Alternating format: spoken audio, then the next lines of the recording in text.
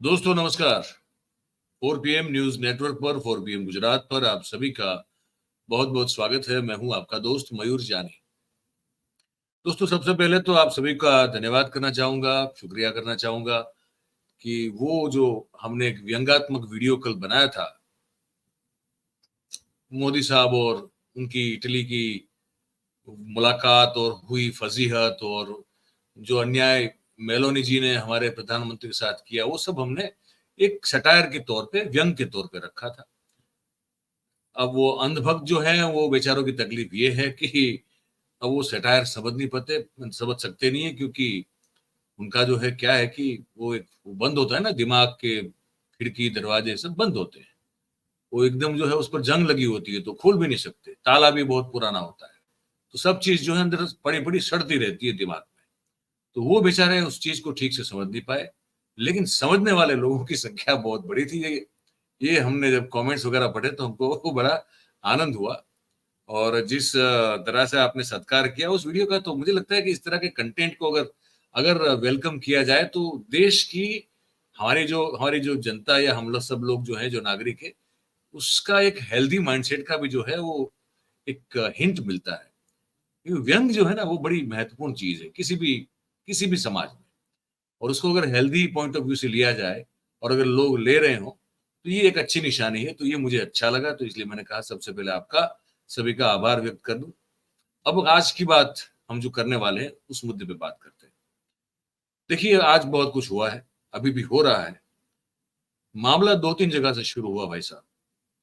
ये एक तो वो जो मुंबई की वो वाली सीट है जहां पे बहुत ही रस्साकसी से 48 सीट से हार जीत तय हुई और वो एनडीए का उम्मीदवार जीता। उसके बाद मिड डे ने खबर छापी।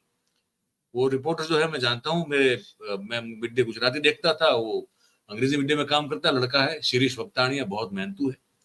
उसने खबर छापी, उसकी बायलाइन से खबर है कि भाई ये जो उम्मीदवार था एनडीए वाला, उसका कोई रिश्तेदार है, उसके पास ऐसा फोन था जो सीधा ईवीएम को अनलॉक कर सकता था। ठीक है, वहां से बवाल शुरू हुई है।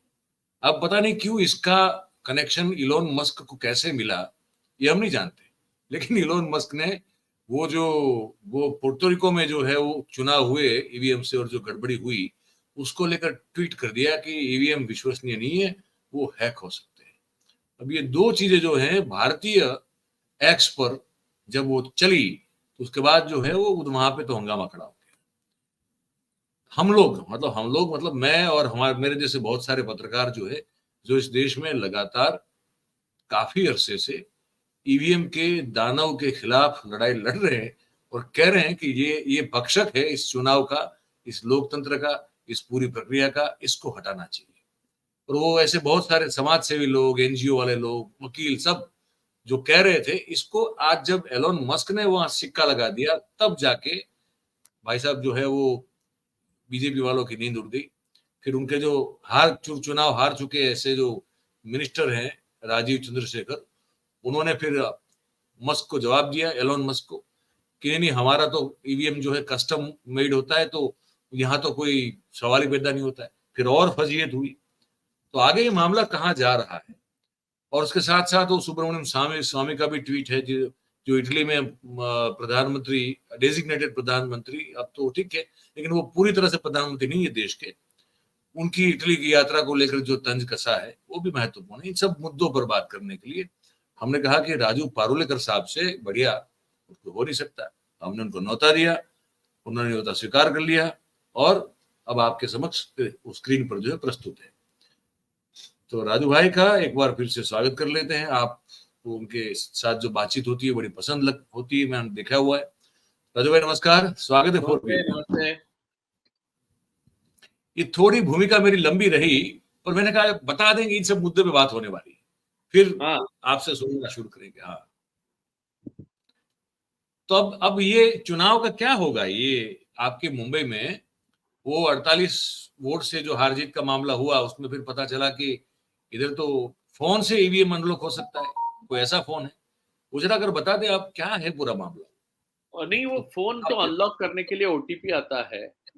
वो ओटीपी उस फोन पे आता है जिसपे वो जो ब्रदर इन लॉ है उम्मीदवार का, यानी बीजेपी हम्म शिंदे शिंदे शिवसेना यानी बीजेपी के साथ है वो, तो भाजपाई उम्मीदवार और उनके रिश्तेदारों को ये खास सुविधा दी गई थी। मैंने ये हमेशा कहा है कि ये ईवीएम गड़बड़ है, और मैंने अपने बल पे नहीं कहा, क्योंकि मैं स्टैटिस्टिक्स और इकोनॉमिक्स का विद्यार्थी हूँ, मैं और फाइनेंशियल जी, मैनेजमेंट का। मेरा ईवीएम से मैं कोई सुप्रीम कोर्ट के जज की तरह बीए पास होकर हर चीज पे ज्ञान नहीं दे सकता, क्योंकि मुझे नहीं, वो कुर्सी हासिल नहीं है। तो बात यह है कि मैं कई लोगों को, कई जो उसमें टेक्नोक्रेट्स है, जैसे कि माधव देशपांडे साहब, उनका इंटरव्यू किया और बहुत सारी बातें उनसे हुई। वो ओबामा ओबामा एडमिनिस्ट्रेशन के में सलाहकार भी थे और बहुत बड़े टेक्नोक्रेट है। उन्होंने करंट अफेयर शो में भी उन्होंने डिटेल बताया था कि ईवीएम कैसे हैक होता है। और जी, सबसे इम्पोर्टेंट चीज, ईवीएम हैक होने से पहले भी उनकी ये एक भूमिका रही है, और वो मुझे पूरी तरह से हम सबकी ये भूमिका है कि ईवीएम में वीवीपैट होने की वजह से आपका जो वोट है, वो बटन दबाने के बाद डायरेक्ट रिफ्लेक्ट नहीं होता। वो नहीं कमांड होता। 2 बार जाती है, पहली कमांड आपकी होती है, दूसरी कमांड वहाँ से आती है। तो दूसरी कमांड जो आती है, वो उसके हाथ में होती है जिसके हाथ में सत्ता होती है। तो इसकी बिल्कुल, वजह से ईवीएम अपने आप में स्वभाव में हैकेबल है या नहीं, वो बात अलग है। वो हैकेबल है, हैकेबल कोई भी मशीन है। लेकिन हैक करने की जो मानसिकता है, वो यहाँ के लोगों की, यहाँ की मशीनरी की, यहाँ के सत्ता पक्ष की है या नहीं, तो है। और इससे पहले बिल्कुल। पार्टी जब ईवीएम थे और दूसरी पार्टियां सत्ता में थी, तो ईवीएम हैक हो रही थी कि नहीं? नहीं हो रही थी, क्योंकि दूसरी पार्टियां सत्ता में आती रही। जी, तो बिल्कुल। ये बात आपको समझनी चाहिए। एक बात ये बात हो गई। दूसरी बात ये है कि इस बार के लिए मैंने तो बहुत अध्ययन किया। 2019 के बाद, 2019 का चुनाव के रिजल्ट भी प्राकृतिक नहीं थे, ऑर्गेनिक नहीं थे, वो भी मैनमेड, यानी वो जो सिंथेटिक थे। और उसके बारे में अशोका यूनिवर्सिटी के असिस्टेंट प्रोफेसर साहब ने नंबर्स में कैसे उथल पुथल हो गई और वो मैनमेड रिजल्ट्स कैसे बने, वो सब लिखा। तब उनको वहां से निकाल दिया गया। वो अशोका यूनिवर्सिटी ने नहीं निकाला, गवर्नमेंट की तरफ से पहल की गई होगी कि उनको निकालो, तो उनको निकाला गया। जी, हमारे यहाँ बिल्कुल। भारत में, भारतीय सभ्यता में सत्य की कीमत इतनी है कि जो सत्य बोलता है उसका टेटवा दबा दो।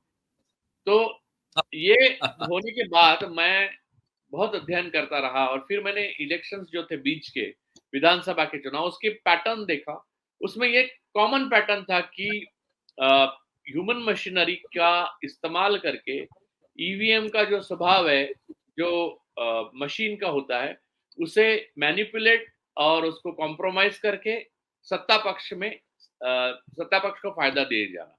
मध्य जी, प्रदेश, छत्तीसगढ़, राजस्थान, गुजरात विधानसभा चुनाव आपको गिनाता हूँ, इवन जी, बिहार। तो ये जी, सारी चीजें वैसे प्रक्रिया के तहत हुई है, और उसमें देखिए करप्ट मशीनरी आपको क्या चाहिए। अब ये एक अगर देखिए एक तरह का कॉम्प्रोमाइज नहीं हुआ, सेम टू सेम जैसा रिप्लिका नहीं हुआ। अब नॉर्थ जी, वेस्ट मुंबई में जो आप देख रहे हैं, वो एक टाइप का कॉम्प्रोमाइज है। सिर्फ जी, सेम कॉम्प्रोमाइज हिमाचल में नहीं हुआ है, वो अलग टाइप का हुआ है। कहीं पे पोस्टल बैलेट में क्वासी जुडिशियल अथॉरिटी को यूज किया गया। आप बहुत सोचिए कि इसमें कैसे खेल खेला गया। मैं हमेशा कहता हूँ कि 110 सीटें करीब करीब ऑन एन एवरेज बीजेपी को ज्यादा मिली है, लेकिन वो सीधा एक जैसे पैटर्न में नहीं मिली है। उसके पैटर्न भी जी, बदले हैं, उसकी स्टाइल भी बदली है, लेकिन हर जगह ईवीएम एक कंपोनेंट बहुत बड़ा रहा है, जिसके होने से ईवीएम अलग, पोस्टल बैलेट अलग, ये सब होने से मशीनरी को यूज करने के मौका, मशीनरी को करप्ट मशीनरी को दबाने का मौका सत्ता पक्ष को मिला, जी, जिसके फायदे जिसका फायदा होने से उनको लाभ मिला। और वो जो सत्ता में आए हैं, जो भी आए हैं, 240 कम नहीं होते, वो भी सीट उनको इसीलिए मिली, वरना उनकी कोई लहर नहीं थी। उनके खिलाफ लहर थी, और 130 135 के ऊपर बीजेपी जा नहीं सकती थी, 131 के आगे। अब जी, बात यह है सर कि जो नॉर्थ वेस्ट मुंबई की जो सीन है, उसमें आप दिखाई क्या देता है, वो अगर एक ही पैटर्न हम पकड़े, तो आपको पूरा देश के 110 सीट्स अगर मैनिपुलेट या रिग करने हैं, तो आपको क्या चाहिए? एक एक एक कॉन्स्टिट्यूएंसी के लिए एक मोबाइल नंबर और हुँ, 2 करप्ट बाबूस, या 1 करप्ट बाबू भी काफ़ी है।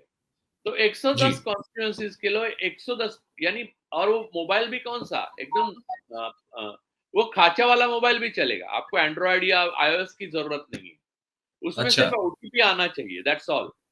तो ठीक है। आपको एक मोबाइल, एक आदमी आपका वहाँ पर जो भ्रष्ट बाबू, एक आरओ, इतना हुँ, काफ़ी है। तो समझ लीजिए कि 200 250 लोगों में आप और 100-150 मोबाइल, खाचा मोबाइल में, यानी करीब करीब बजट समझ लीजिए कि 110,000 यानी 1,10,000 रुपया मोबाइल का खर्चा, नहीं समझ लीजिए 2 लाख रुपयों में आप 100-150 कॉन्स्टिट्यूएंसीज को 10,000, 5,000, 3,000, 4,000 वोटों से घुमा सकते हो। जी। तो ये जो खेल है सर, वो कितना गंभीर है। और इसके ऊपर मैं ये कहूंगा कि इसमें सबसे ज्यादा जिम्मेदार विपक्ष है। सर, हम चिल्ला चिल्ला कर बोल रहे थे कि बिल्कुल ईवीएम बिल्कुल बिल्कुल। मैनिपुलेट हो सकता है, ईवीएम मैनिपुलेट हो रहा है। आपको मालूम है, जो चैनल्स, यूट्यूब चैनल मोनेटाइज थे, वो ईवीएम के ऊपर मैं जब एपिसोड करता था, वो मोनेटाइजेशन बंद हो जाता था। वो नीचे बिल्कुल सही बात। इलेक्शन कमीशन की पट्टी लग जाती थी। लग ये जाती, छुपाना बिल्कुल। चाहते, देखिए आप छुपाने की क्या कोशिश करते हो? जिसमें कुछ गड़बड़ हो वही छुपाते हो ना आप। तो वो गड़बड़ छुपाने की कोशिश में इलेक्शन कमीशन लगा था। हम लगातार ये बात कर रहे थे 1.5 साल से सर। एक विपक्ष ने, एक नेता ने, सबसे बड़ी पार्टी है कांग्रेस, उन्होंने एक मुद्दा नहीं छेड़ा इसके ऊपर, और जी। ट्वीट डालते रहे जो फालतू के और बकवास ट्वीट्स थे, और बिल्कुल। बिजनेस एज यूजुअल करते रहे, आज भी कर रहे हैं।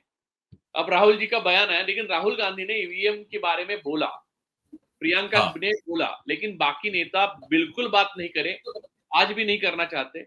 अब उनको जग गए हैं, क्योंकि अब क्या है, इलॉन मस्क खुद ही बोले। इलॉन मस्क कोई ऐसे वैसे व्यक्ति नहीं, वो खुद स्टारलिंक नाम की खुद की वेब सर्विस चलाते हैं, यानी समझ लीजिए चलाते हैं। वाईफाई जो है हमारा, वो उनका वाईफाई थ्रू सैटेलाइट आता है। अगर मोदी नहीं चाहे कि सैटेलाइट हमें देने बंद कर दे, तो भी अगर एलॉन मस्क चाहे तो दुनिया के किसी भी देश को सैटेलाइट दे सकता है, जैसे उन्होंने यूक्रेन को दिया, रशिया के उसके बाद।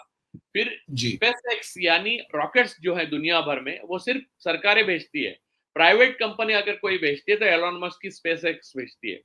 फिर जिस बिल्कुल। ट्विटर पे हम लिखते हैं वो उन्होंने खरीद लिया है। तो टेक्नोलॉजी के बारे में राजीव चंद्रशेखर, उनके सामने जो जिनका आपने नाम लिया, वो निरक्षर के बराबर है, बिल्कुल। इलिटरेट है उनके सामने। टेक्नोलॉजी इलॉन मस्क समझते हैं एआई क्या है। मैंने कई एपिसोड इस पे सिर्फ किए सर, एआई होने के बाद, एआई आने के बाद आपका ईवीएम होना बहुत डेंजरस है, सरकारें बदली जाएगी इससे। बिल्कुल और बिल्कुल। वैसा ही हुआ, सरकारें बदली नहीं जाएगी, ये भी होगा, ये भी मैंने लिखा था। जब तक जी। मोदी शाह है तब तक ये नहीं, क्योंकि मोदी जी ने तो आपको बोला था, याद है आपको इंटरव्यू में एक बोला था, जबकि आसमान में बादल है तो रडार को फायदा लिया, रडार देख नहीं रडार का सकता। फायदा, हाँ, रडार में ये दिखेगा तो नहीं तो वैसे भी नहीं है, फायदा ऐसे ही लिया लोगों का जाएगा। जो फायदा नहीं हो सकता उसका भी वो फायदा लेना चाहते हैं। तो जो हैक हो रहा है उसका क्यों नहीं लेंगे भाई वो? उनकी गलती नहीं है सर। इसमें गलत कौन है? पार्टीज बताता हूँ। इलेक्शन कमीशन ऑफ इंडिया पहला कॉन्स्पिरेटर है। दूसरा कॉन्स्पिरेटर सर, को कॉन्स्पिरेटर है विपक्ष। तीसरा है गवर्नमेंट मशीनरी, जो प्रशासन में भ्रष्ट बाबू लोग हैं, उन्होंने सहायता किए बिना ये हो नहीं सकता। अगर वो अपनी बात पर और वो जो संविधान के प्रति शपथ लेते हैं उस पर डटे रहे तो ये नहीं हो सकता। तो ये तीनों कॉम्प्रोमाइज चीजें होने से मोदी और शाह और उनकी सरकार को यह आसान हो गया कि ये इस तरह से चीजें घटने लगी। अब आप समझिए कि मैं, अब लोग, आप कहेंगे कि आप बाद में बात कर रहे हो, तो पहले से हम बात कर रहे हैं और हम तो आगे भी पहले से बात करते करो। रहेंगे। हमारी बात पे कोई ध्यान दे ना दे, हम लोकतंत्र के लिए और इस देश के लोगों के लिए बात करेंगे। हमारे हाथ में ना सत्ता है, ना पैसा है, ना कुछ भी है हमारे हाथ में, लेकिन हम जो समझते हैं, जो सोचते हैं, जो ज्ञान पाते हैं, वो देते हैं।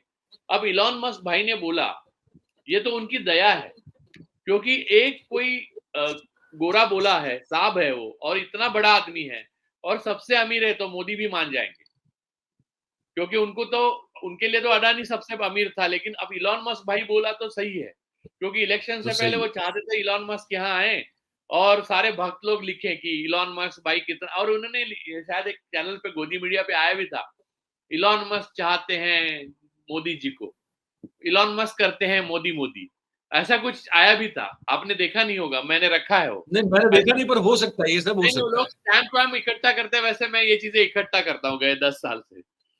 तो बाद में मैं किताब लिखना चाहता हूँ इस पर। तो बात यह है सर कि अब ये बात खुल के सामने अगर आ गई है, तो अब विपक्ष के दायरे में है कि उनको क्या करना है। उनको पहले तो इनकी 110 सीटें कम करके लेनी, दूसरा ये इलेक्शन कमीशन के तीनों कमिश्नर्स को ट्रायल चलानी, तीसरा बैलेट बॉक्स पे इसके आगे के चुनाव होने चाहिए। होने ये चाहिए। तीन चीजें एजेंडा पे होनी चाहिए। मोदी और सरकार तो बदलेगी, फिर दूसरा ट्रायल तो इनकी होगी और बैलेट बॉक्स पे चुनाव होगी। ये तीन चीजें नहीं होती तो ये सारी बहस बेकाम है, नाकाम है, कुछ काम की नहीं। ये हमारे सुप्रीम कोर्ट के चीफ जस्टिस साहब वेकेशन खत्म करके आए कि नहीं आए, मुझे पता नहीं, चेक करना पड़ेगा। देखिए, उनसे तो कोई उम्मीद ही नहीं है मुझे, सुप्रीम तो कोर्ट से किस उम्मीद इसलिए नहीं सर, क्योंकि उनका दायरा, वो क्या कहेंगे मैं आपको बताता हूँ। संविधान जब लिखा गया था और रूल ऑफ लॉ में जो लिखा गया था, तब ईवीएम था ही नहीं, तब इलॉन मस्क पैदा भी नहीं हुए थे, नहीं, तब आपका ट्विटर भी नहीं था, तब मुझे मालूम है वीवीपैट भी नहीं था। तो हमारी किताबों में लिखा ही नहीं है, और जो लिखा नहीं है वो है नहीं। जैसे कि पहले पोप कहते हैं ना, पोप तो सबको मालूम हो गए भक्तों को, क्योंकि पोप के गले भगवान पोप को मिल के आए। तो तो हाँ, पोप ने भी डाला है ट्वीट, मैं भगवान से मिला, तो दिखेगा नहीं, लेकिन वो आपको दूसरी दुनिया में दिखता है वो। तो उसके लिए दिव्य चक्षु चाहिए आपको। हाँ, वो गुजरात में बहुत लोगों के पास है। तो तो तो सर, आपको ये बताता हूँ कि ये जो पोप है, यानी ये आज एक एक, एक ये कुछ एक नंबर है उनका पोप का। बहुत पुराने वाले पोप थे ना, 14वीं शताब्दी में, 13वीं शताब्दी में। वो कई जो कोपरनिकस हो, गैलीलियो हो, उनके खिलाफ ट्रायल करते थे। क्यों मालूम है? करते थे। वो बोलते थे कि ये ऐसा है कि सूरज स्थिर है, फिर पृथ्वी घूम रही है, ये सब बोलते थे। तो हमारी किताब में ये लिखा है, बाइबल में ऐसा लिखा है, नहीं लिखा है, चलो डाल दो इनको जेल में। वैसे अपनी सुप्रीम कोर्ट चलती है, सर लिखा है, नहीं लिखा है, वीवीपैट लिखा है, नहीं लिखा है, ईवीएम लिखा है, नहीं लिखा है। वो लकीर के फकीर है सर, और वो लकीर के फकीर कन्वीनियंटली है सर। वो ये नहीं है कि वो इसके दायरे के बाहर जाके कुछ करना नहीं चाहते, वो करना चाहते। जैसे अरुण मिश्रा साहब ने किया था, 6 लगातार, 6 या 7 लगातार जजमेंट उनके अडानी के पक्ष में आए, जो अपने आप में एक रिकॉर्ड था। और वो जो रिकॉर्ड था उसका उसकी, और जैसे कि गोगोई ने अपने ऊपर जो सेक्सुअल हरासमेंट की केस होगी वो खुद ही सुनी और खुद ही को मुक्त कर दिया, वो अलग भगवान निकले। तो ये तब दायरे के बाहर जाते हैं जो अपने पे आती है या मोदी साहब पे आती है। लोगों के लिए वो दायरे के बाहर जाके सोचेंगे नहीं। और वो तो जो बेंच थी दत्ता और खन्ना साहब की महामहिम, उन्होंने तो स्ट्रक्चर पास किए, जो एनजीओ ने कहा कि बस वीवीपैट और इनका मेल मिलाप करा दो। तो इनका आर्ग्यूमेंट, इलेक्शन कमीशन इतना क्रिमिनल को कंस्पिरेटर है कि उन्होंने आर्ग्यूमेंट क्या किया सर, वीवीपैट है ही नहीं इसलिए क्योंकि उनका मेल मिलाप, वो वोट के साथ मिलाप किया जाए। अगर वीवीपैट इसके लिए है ही नहीं तो वीवीपैट की मशीन ही क्यों है, फिर 2 कमांड ही नहीं जाएंगे, है ना? ये लॉजिकल बिल्कुल। क्वेश्चन भी दत्ता साहब ने या खन्ना साहब ने पूछा नहीं, उल्टा दत्ता साहब ने एडीआर जो एनजीओ गई थी कोर्ट में, उनके ऊपर बिना वजह स्ट्रिक्चर पास कर दी। और दूसरी बार गए, दूसरे हियरिंग में भी वही कर दिया। अब पूरा टाइम आ गया है कि कोर्ट को, इलेक्शन कमीशन को, इस सरकार को, इस प्रशासन को और विपक्ष को ये बताने का कि ये देश जनता का है। आपको बस उस बिल्कुल। जगह बिठाया गया है, जनता के पैसे से ही बिठाया गया है, और इसलिए बिठाया गया है कि ये लोकतंत्र और संविधान की आप रक्षा कर सको। अगर ये आप कर नहीं सकते हो तो आप बेझिझक उससे बाहर हो जाओ। ये कुर्सी है, जनाजा नहीं है, आप उठ सकते हो। उठ सकते हैं, बिल्कुल बिल्कुल। लेकिन सवाल एक ये भी होता है कि यही इलोन मस्क साहब जो हैं, ये ये पुर्तो रिको में जब हुआ तब उनको लगा कि ईवीएम में लफड़ा है। हमारा इलेक्शन देखा तब तो कुछ बोले नहीं। सर वो दूर पड़ता है ना थोड़ा। वहां केनेडी अच्छा। ने ट्वीट नहीं डाला सर, वहां रॉबर्ट केनेडी ने ट्वीट डाला। हाँ। सर आपको मैं एक बात बताता हूँ, गाजा में लोग मरते हैं वो इंसान नहीं होते, लेकिन यूक्रेन में मरते हैं वो इंसान होते हैं उनके लिए। वो इंसान होते हैं। सर सफेद, देखिए ब्राह्मण ब्राह्मण के लिए बात करता है, यानी हम दोनों के बातचीत की बात अलग है, खैर हम लोग अलग है। लेकिन मैं एक बात कहूंगा कि लेकिन हम अगर सफेद हैं, यानी श्वेत वर्ण हैं, तो श्वेत जी। वर्ण के तकलीफ से हमें दर्द होगा। लोकतंत्र, मानवाधिकार सब श्वेत वर्णों के लिए बने हुए हैं, और हिंदुस्तान में ब्राह्मणों के लिए बने हुए हैं, और ज्यादा से ज्यादा बनियों तक, क्योंकि वो अमीर है और अमीर बनने की क्षमता रखते हैं। चाहे वो अमीर कैसे हुए वो बात अलग है, वो अलग लेकिन बात हाँ वो अलग बात है। लेकिन ऐसा है, तो आप इलॉन मस्क साहब की आप बात कर रहे हो, तो उनको लोकतंत्र का बचाव करना है, क्योंकि वो यूएस तक आने लगी बात, करीब आने लगी। जब तक हिंदुस्तान में होता है, ट्यूनीशिया में होगा और कहीं होगा, उनको कुछ फर्क नहीं पड़ता। ब्राजील में लेफ्ट की गवर्नमेंट आ गई तो वहां के जज करप्ट है, और एकदम बाकी तो जब अमेरिका के जो है सब साफ सुथरे हैं। ऐसा थोड़ी होता है, सब इंसान है, सब अच्छे बुरे सब में होते हैं। ब्राजील के सब करप्ट होंगे क्योंकि गवर्नमेंट लेफ्ट है, ऐसा नहीं होता ना सर। तो हिंदुस्तान का सारे के सारे राइट गवर्नमेंट है, इसलिए सारे के सारे करप्ट है या सारे के सारे शुद्ध है, ऐसा भी नहीं है। हाँ, ये आप कह सकते हो हिंदुस्तान में कि ब्राह्मण जज सारे के सारे साफ है, क्योंकि अगर ये नहीं कहोगे तो आप जज ही नहीं बनोगे, कोलोजियम में नहीं जाओगे और आपको न्याय भी नहीं मिलेगा। पर चलो गनीमत है कि पुर्तो रिको में वहां बिल्कुल नीचे, इनके बिल्कुल नीचे साउथ अमेरिका में कुछ हुआ, तब जाके ये एलोन मस्क साहब को ये कहना नहीं, वो पड़ा। रॉबर्ट केनेडी साहब ने ट्वीट डाला तब जाके वो हाँ, रॉबर्ट उनको जूनियर रॉबर्ट केनेडी साहब ने ट्वीट डाला और उसके मामले, पर कम से कम वो बोले। अब बोले तो क्यों? अब सवाल ये भी है ना कि सर इसके सर बाद तो फिर एक मिनट, वो बोले नहीं, सिर्फ बोले नहीं सर, राजीव चंद्रशेखर साहब ने उनसे फिर से बुलवा लिया। तो any machine can be hacked, वो क्लियर Any कट machine बोल रहे can हैं be कि आप आर्ग्यू ही नहीं करो। फिर भी राजीव चंद्रशेखर तो बीजेपी के थे, बीजेपी के है और बीजेपी के रहेंगे, ये उन्होंने साबित कर दिया कि उसके बाद भी उन्होंने एक छोटा सा आर्ग्यूमेंट करने की कोशिश की जिसका कोई सर पैर नहीं है। तो अब ये समझिए कि सर, ये इन लोगों की छत्र छाया में हम जी रहे हैं, जो हमने आज तक सोचा कि हमारे घर में जो शिक्षा दीक्षा मिली है और आपके भी मिली होगी कि ज्ञान पाना ही सब कुछ है, जितना ज्ञान पा सको जी। पालो। तो ये अज्ञान की गंगा जो बह रही है सर, राजीव चंद्रशेखर हो या खुद मोदी सरकार हो या बाकी उनके सारे, वो सारे जो जब बादल होते हैं तो रडार काम नहीं करता, ये सारे जो ज्ञान है जी। वो वैसा ही ज्ञान है ना। ये सारे बादल होते तो रडार काम नहीं करता और हिंदुस्तान होता है तो ईवीएम हैक नहीं होता। ये कौन सा ये लॉजिक सेम है लॉजिक भाई? हो गया उसी, हाँ? ये पूरा सिमिलर लॉजिक हो गया, ये मतलब उसी तरह का लॉजिक है वो, बिल्कुल बिल्कुल। पर वो स्वामी, अब स्वामी की अपनी पर्सनल कितनी क्रेडिबिलिटी बची उस पर तो नहीं जाएंगे, लेकिन सुब्रमण्यम स्वामी ने फिर से जो है धोया उसको इटली की मुलाकात को लेकर कि हाँ, ये तो ऐसे है कि तुम किसी ने शादी में बुलाया नहीं, लेकिन पहुंच गए और कहा कि मैं दूल्हा हूं। नहीं देखिए सर, G7 में हमारे प्रधानमंत्री का, यानी कब्जा प्रधानमंत्री का भी कोई काम नहीं है सर। नहीं। यानी G7 में ना उनका भाषण था, ना उनको कोई एग्रीमेंट करने थे, ना कुछ वहां पर बहुत बड़ा सम्मान था, ना उनको डॉक्टरेट मिली थी वहां किसी संस्था की।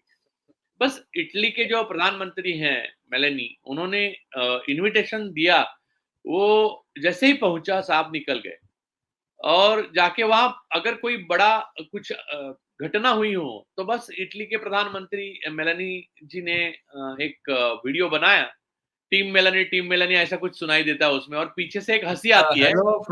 हेलो फ्रॉम टीम मेलोडी, हाँ, Meloni plus hello Modi from is team equal to melody. Melody.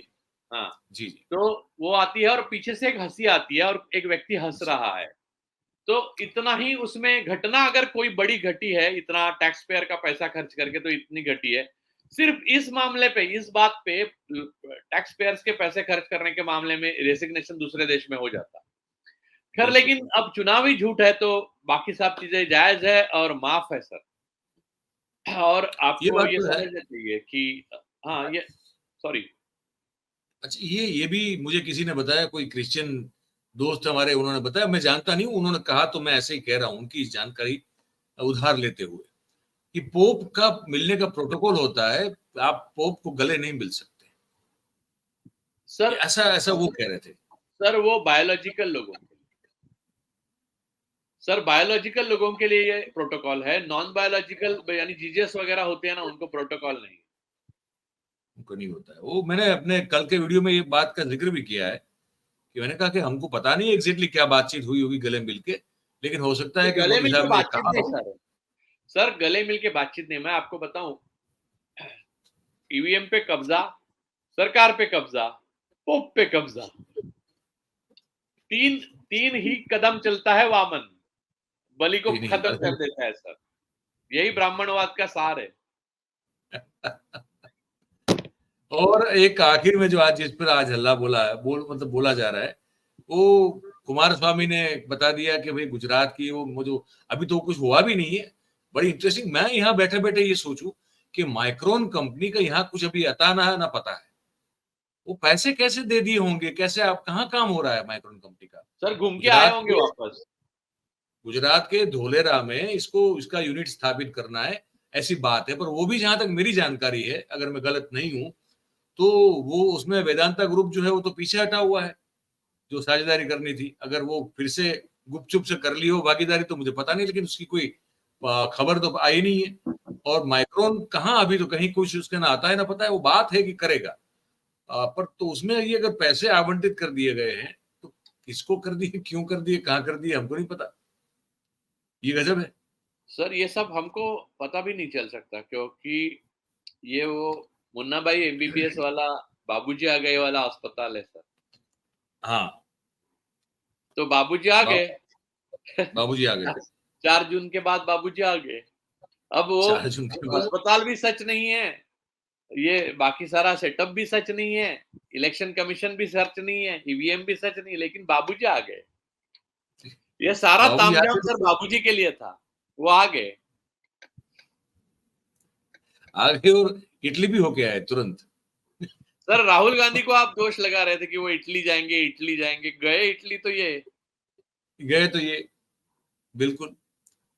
और मैंने कहा था मतलब सर, आरएसएस का ओरिजिन इटली है सर, कांग्रेस का नहीं। हाँ, मुसोलिनी, बिल्कुल बिल्कुल, क्यों नहीं। फांसीवाद की शुरुआत तो वहीं से हुई। उसका जनक तो बेसिकली मुसोलिनी था, उस तरह से जिसको कि चौराहे पे लटका के जो है मारा गया, गोलियां मारी गई, जूते मारे गए, थूका गया, सब कुछ किया गया। पर उस तब तक जो है बड़ा नुकसान कर दिया था उसने, वो बात अलग है। तो ये फांसीवादी जो है सारे, ये जब तक रहते हैं तब तक नुकसान बड़ा कर देते हैं, फिर सर दशकों दशकों बहुत निकल जाते बहुत हैं। बड़ा, बहुत कस के नुकसान करते हैं सर। बहुत और कस के सबसे नुकसान। बड़ा नुकसान ज्ञान का करते हैं सर। देश का क्या क्या। इंटेलिजेंस जो है उसको खत्म कर। देखिए अरुंधति रॉय का क्या हो रहा है।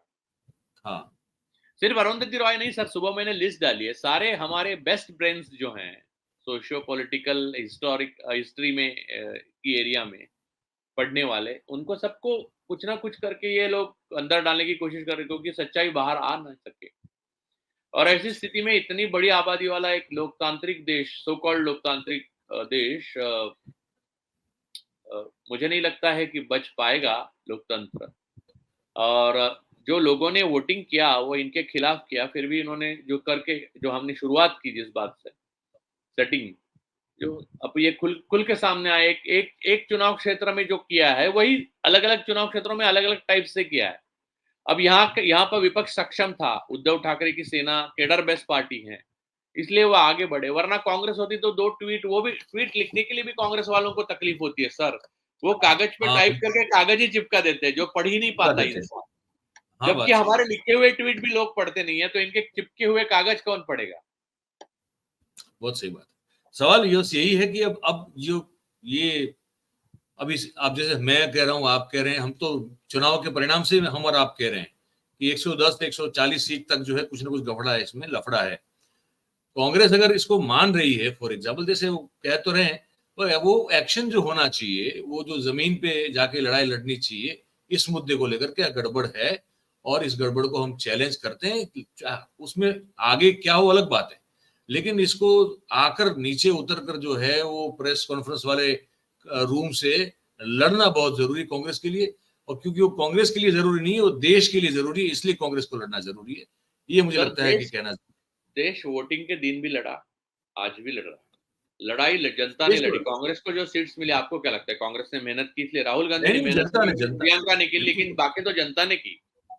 की। जनता ने मेहनत की इसलिए विपक्ष जीत रहा है। जनता लड़ेगी। ये लोग गांधी के स्टैचू पे टेंशन में है, गांधी के हाँ, विचार डूब रहे हैं, उसका उनको कुछ नहीं। गांधी का मूल विचार क्या है? संसद नहीं है, गांधी का विचार सड़क है।